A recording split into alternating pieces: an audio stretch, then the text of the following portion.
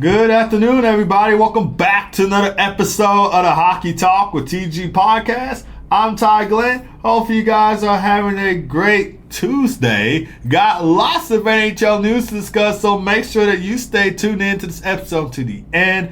It is April Fool's Eve on this episode of the Hockey Talk TG Podcast, but as always, as journalists and podcasters do, we like to keep things straight, we like to keep things real. So even though it is April Fool's Eve and the last day of March, we're going to keep things real on the Hockey Talk with TG Podcast. So no jokes here for all you listeners out there and hockey fans out there listening to this episode of the Hockey Talk TG Podcast. We're going to keep things real like we usually do on the Hockey Talk TG Podcast. But before we go ahead and get started, make sure to hit that like, subscribe button on the Hockey Talk with TG Podcast YouTube channel. And make sure to follow on Spotify, Apple Podcasts, and iHeartRadio. We are with you guys every Tuesday and Thursday from 1:30 p.m. to 2 o'clock p.m. Central Time, and then 2:30 p.m. to 3 o'clock p.m. Eastern Time. So make sure to hit that follow button, hit that like button, hit that subscribe button, hit that notification bell button so you can stay up to date on the latest episodes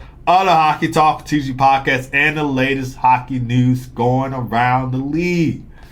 But without further ado, let's go ahead and get started into the NHL news for today. So Macklin Celebrini, he reaches 100 points in the Sharks' 5-4 win over the Blues on Monday. He had 2 goals and assists for a 3-point night to reach 100 points for the first time in his NHL career. And with the win, the Sharks improved to 34, 31, and 7 of the season. They are 2-0-1 in their past 3 games. And don't count the Sharks out just yet.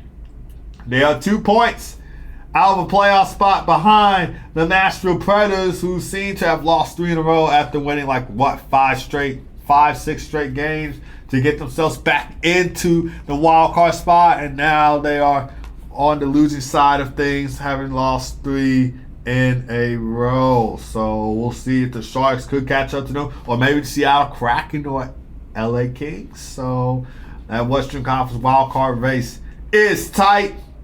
But Macklin Celebrini now has 101 points in 72 games this season, 38 goals, 63 assists for 101 points in 72 games this season.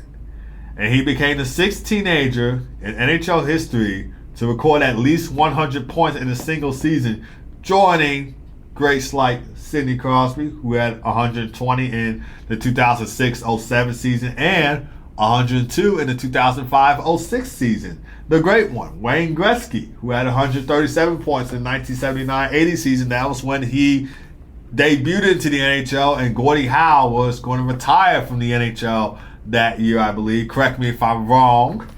Jimmy Carson, he had 107 points in the 1987-88 season. Mario Lemieux had 100 points in the 1984-85 season. And Dale Howard-Chuck had 103 points in the 1981-82 season.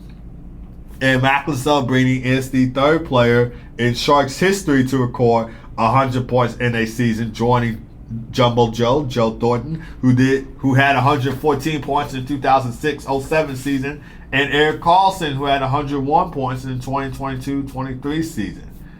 And Adam Gaudette, he had the game-winning goal in this game for the Sharks, so big win for the Sharks, big 2 points for the Sharks. You can all thank Adam Gaudette for that game-winning goal. He scored with 22 seconds left to go with a wrist shot from the left face-off circle, I should say, that deflected off of Joel Hofer's glove and trickled through his pass over the goal line. And fun fact, Gaudette's goal was the latest go-ahead goal for the San Jose Sharks since March 12, 2019, where Joe Pavelski scored with 5 seconds left to go in the Sharks' 5-4 win on the road against the Winnipeg Jets.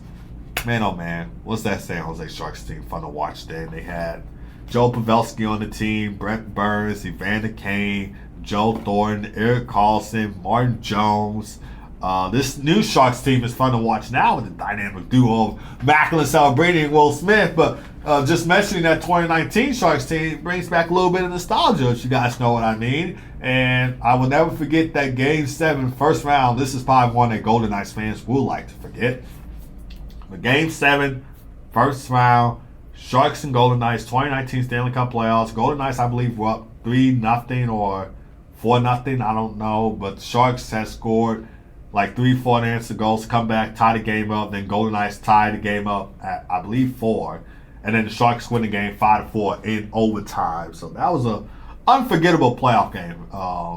One of the top playoff games I have watched over all my years of watching hockey. So that Sharks team was like fun to watch. And they made it all the way to the conference finals before, unfortunately, getting eliminated by the St. Louis Blues. And the Blues went all the way to the Stanley Cup final that year.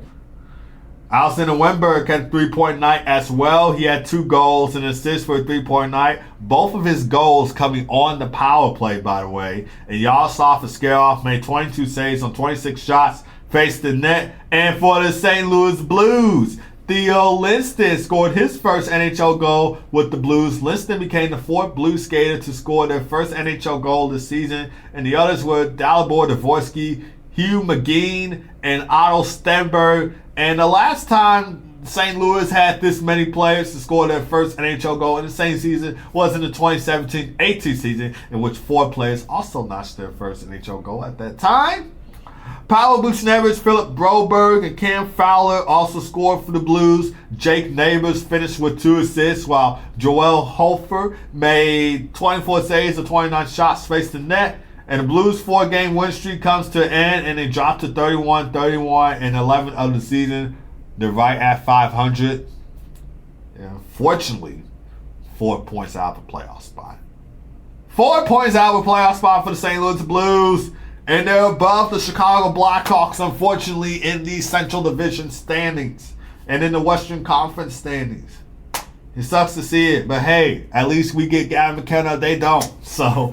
But if they did get Gavin McKenna, which I did originally say this off air to one of my friends, since he is a Blues fan, that getting Gavin McKenna, if the Blues were to get Gavin McKenna, it will make the Blackhawks and Blues rivalry more better and entertaining. But on the other hand, I want to see Gavin McKenna play for the Blackhawks and play with his cousin Connor Bedard. And this is words coming out of his mouth, not mine, but he used to be a Blackhawks fan as a kid. He grew up watching the Blackhawks. Again, these are his words, not my words. There was like an interview where he said he was a Blackhawks fan as a kid and he grew up watching Patrick Kane, which again kind of doesn't make any sense since he's from Vancouver. He's Canadian, so you would think his favorite NHL team would be the Vancouver Canucks, but he said his favorite NHL team was Chicago Blackhawks growing up. So there is an interview where he said something like that, and I'm pretty sure he'll bring it up again at the NHL draft this year. But the Blues will be in LA to take on the to take on the LA Kings Wednesday at 8:00 p.m. Central Time. The Sharks continue their 6-game homestand against the Anaheim Ducks Wednesday at 8:00 p.m. Central Time, and that game will be on TNT, True TV, and HBO Max for you guys to watch. But now let's go to some breaking news from, I guess it's not technically breaking anymore since this happened on Sunday, but it came to a shock as everybody as the Vegas Golden Knights fired head coach Bruce Cassidy from the team on Sunday, and they hired John Tortorella as their new head coach. And first coaching job for Torts is being fired as the Flyers head coach last season, which ironically happened late in the season just like this. And Philly had 9 games remaining. Golden Knights have 8 games remaining. This was a surprise that shocked many people, including myself. Was not expecting this from the VGK Vegas Golden Knights, but the Golden Knights were struggling before they won their game last night against the Vancouver Canucks in John Tortorella's coaching debut with the Golden Knights. They lost 6 of their last 7 games heading into this one. They lost, I think they lost 6 of their last 7 games, and they lost 12 of their last 16 games going into that game against the Vancouver Canucks. So they were struggling, but they still maintained to be one of the top 3 teams in the Pacific Division. I think they're 3rd in the Pacific Division, by the way. So, so even though they were struggling, they still managed to be in that playoff spot. And I thought Bruce Cassidy was a great coach for the Golden Knights. He had a 178, 99, and 43 record with them and made the playoffs every full season with the Vegas Golden Knights. He won the Stanley Cup with them in 2023. But the only reason why, like I said, not only because of the struggles that the Golden Knights were having, but according to General Manager Kelly McCrimmon, he said that the team had, quote-unquote, lost their spark, which directly led to a coaching change. And since the Olympic break, Vegas had gone 6-10-2 since then, showing a clear downward trend. And like I said, before they won last night against the Canucks by a final score of 4-2, ending their 3-game losing skid. Going into that one, they lost 6 of the last 7, 12 of their last 16 before Bruce Cassidy was fired. So, but I think bringing in head coach John Tortorella is kind of like a wake-up call almost, because as you guys know from his coaching style, he is known for demanding no nonsense, won't hold anything back against you. He's going to say it like he is, going to be honest with you.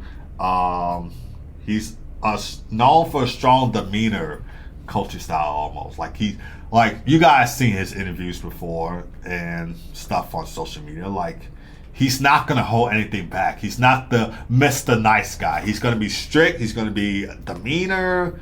Like, he's going to be honest, going to tell things the way that it is. Nothing's going to be held back. So that's what I believe the Golden Knights can expect from head coach John Tortorella. Which, using that strictness and being like more demeaning, demanding stuff, is what you need for a head coach, especially if you're a team that's trying to make the playoffs late in the season like the Golden Knights. Like I said, even after the struggles, they still maintain to be in that playoff spot.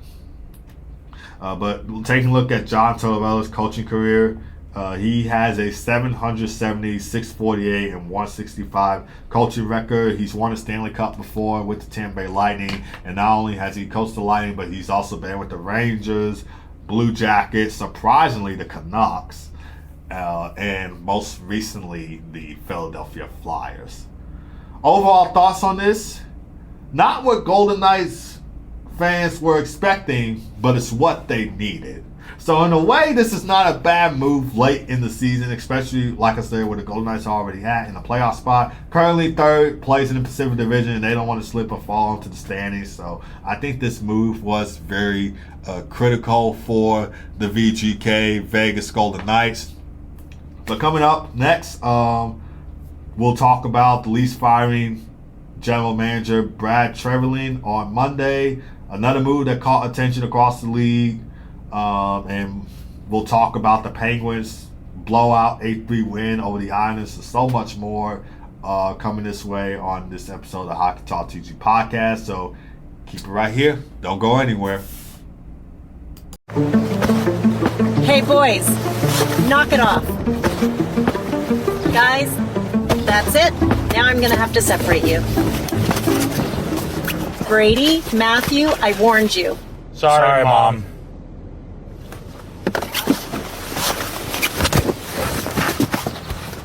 The Hyundai Palisade. Third row penalty box comes standard. Made for those who drive hockey.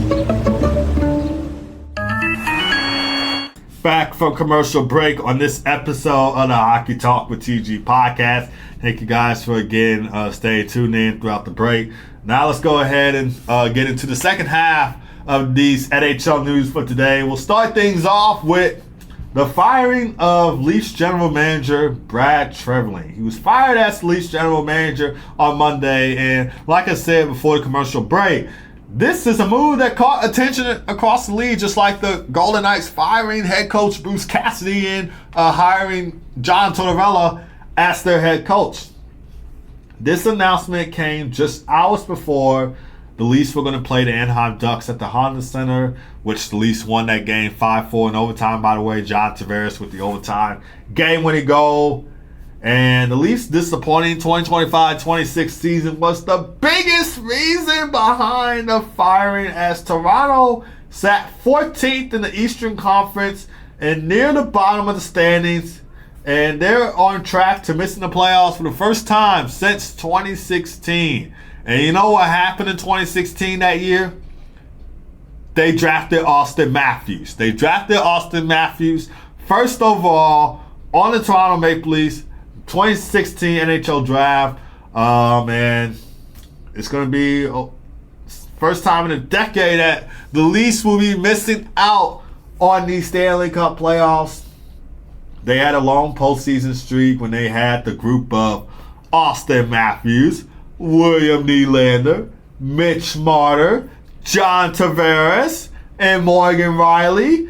And that group couldn't get them anywhere close to the Stanley Cup Finals. As the Leafs have, like I said, not won a Stanley Cup. Probably something that everybody has been saying. I shouldn't even say me, but I've been saying it too, but everybody's been saying it. Leafs have not won a Stanley Cup since 1967. But hey, at least on the bright side, with the Leafs missing out on the Stanley Cup playoffs, not everybody will have to joke about it. We'll have to talk about another first round exit, another second round exit from the Toronto Maple Leafs.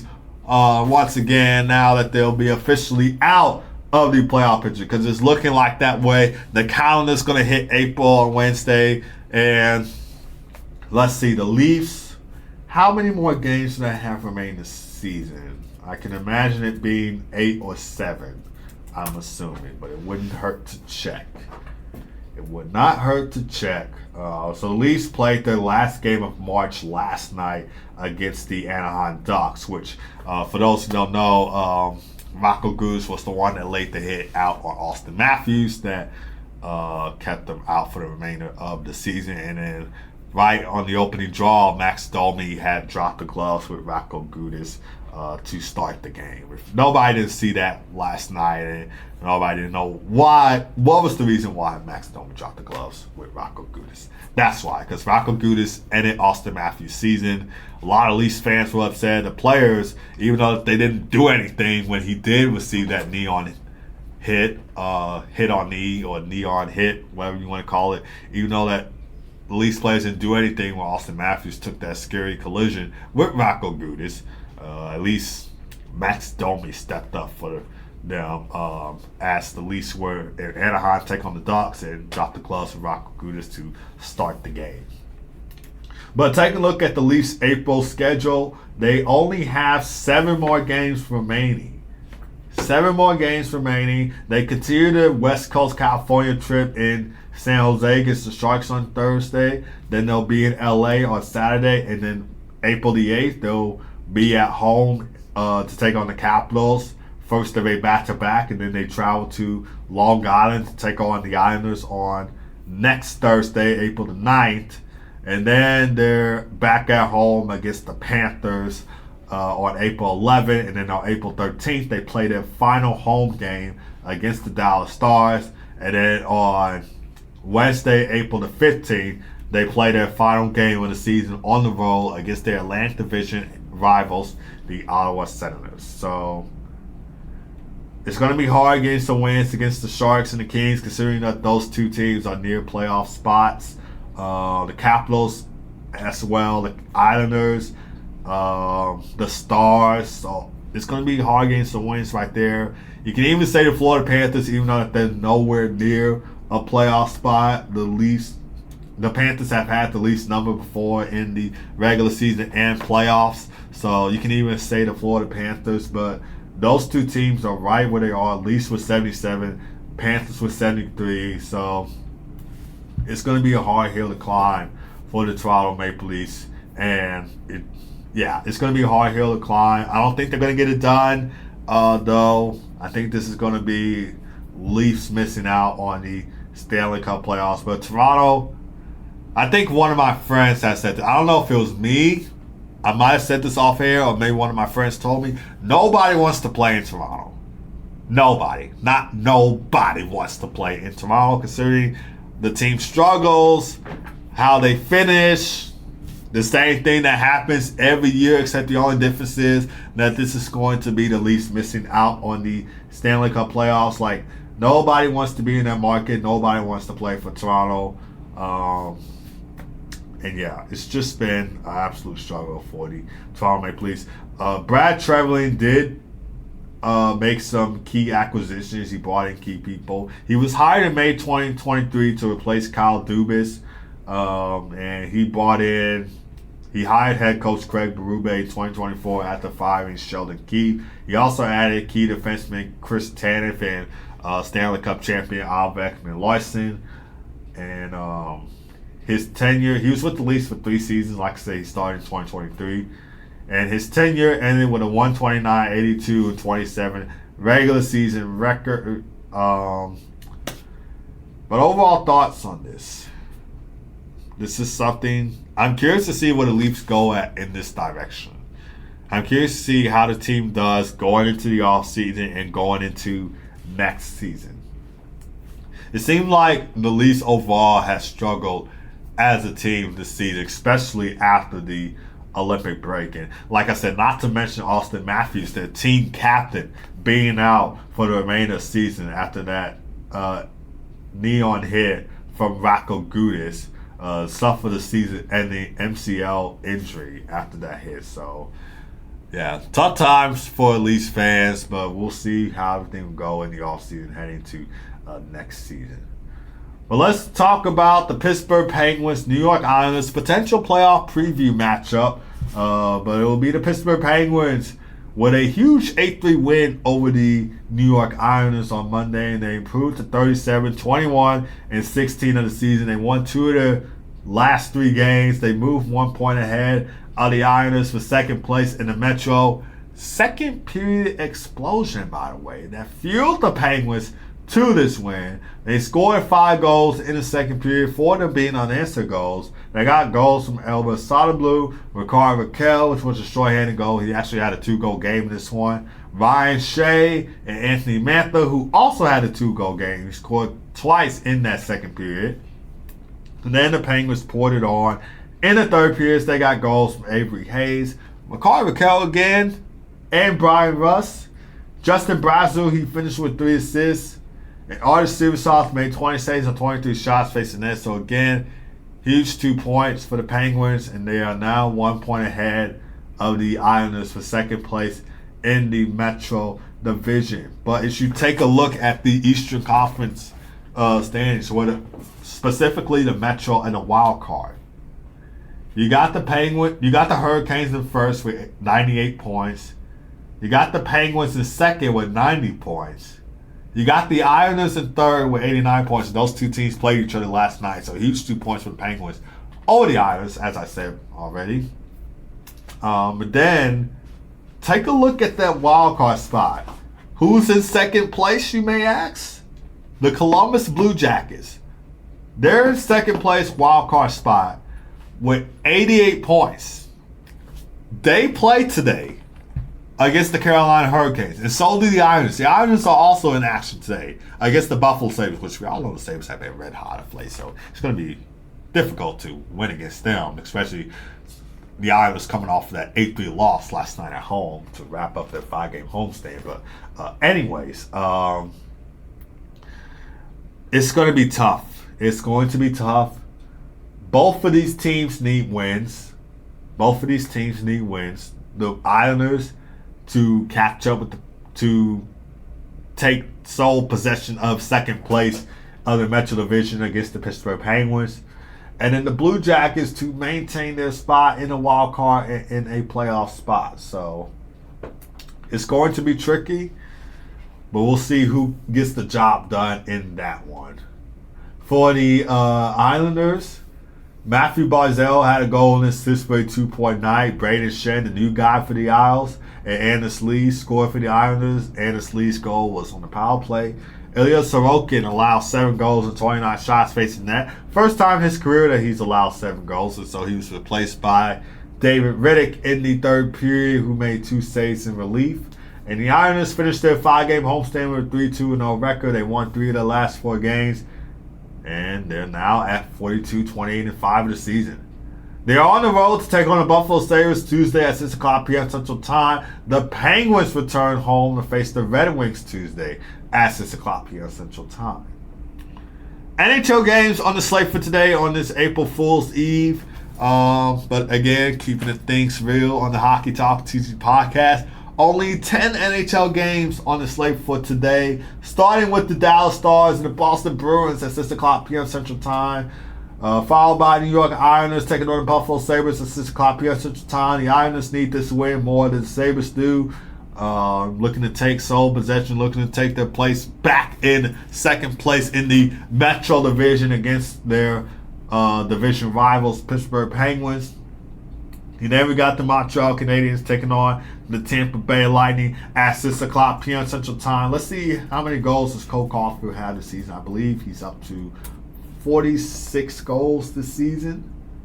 Yep, he's at 46 goals this season. Let's see if he can have a 4-goal game in this one. Will the 4-goal game be too hard to ask for Cole Caulfield against one of the best teams in the Tampa Bay Lightning? Probably could be having an overreaction there, but we'll love to see my boy and favorite hockey player Cole Caulfield reach 50 goals this year before the season is over with. So maybe not a 4-goal game in this one, but hopefully he gets on the score sheet in this one against the Tampa Bay Lightning.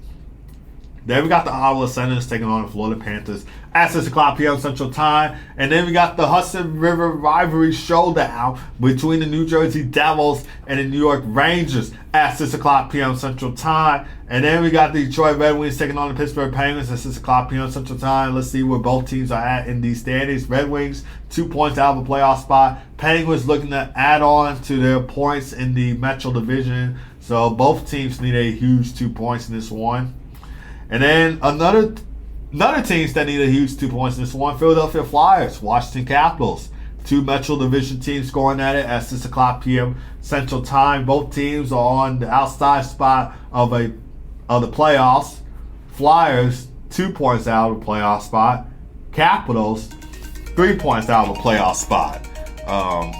So this is going to be a very important game for both teams heading into this one. And then you got the Carolina Hurricanes taking on the Columbus Blue Jackets at 6:30 p.m. Central Time. This will air on Hulu and ESPN Plus for you guys to watch. So, again, another important game for these teams, most specifically the Blue Jackets, since they are in a wild card spot and they want to try and get into third place of the Metro Division. They are 1 point behind the Islanders for third place in the Metro Division. They need a huge 2 points against the Carolina Hurricanes. And for the Hurricanes, they're looking to clinch the Eastern Conference. They're actually tied with the Buffalo Sabres with 98 points in the Eastern Conference. So both teams looking for a huge 2 points in that one.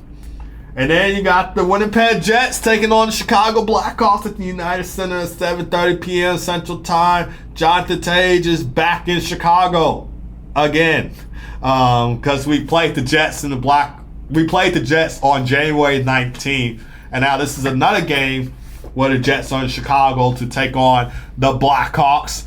So second time in a Jets jersey that Jonathan Tage is coming back to Chicago for the second time as an opponent. And he was at Wrigley Field the other day. He threw out first pitch for the Chicago Cubs at Wrigley Field. So it was nice seeing Taser back in Chicago. We can't wait to see him again. United Center, 7:30 p.m. Central Time.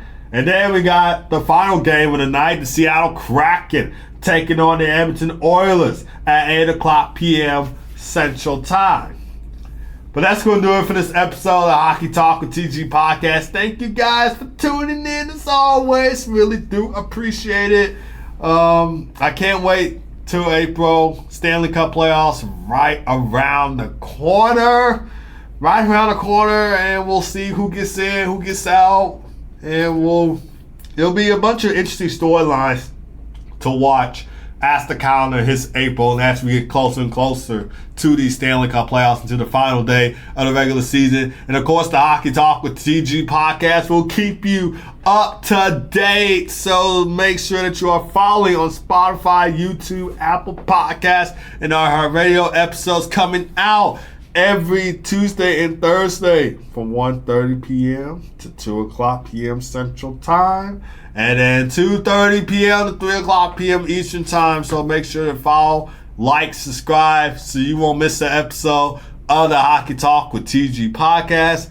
Both of you guys have a great rest of your day. Keep God first as always. Be blessed. I'll see you guys on Thursday for another episode of the Hockey Talk with TG podcast.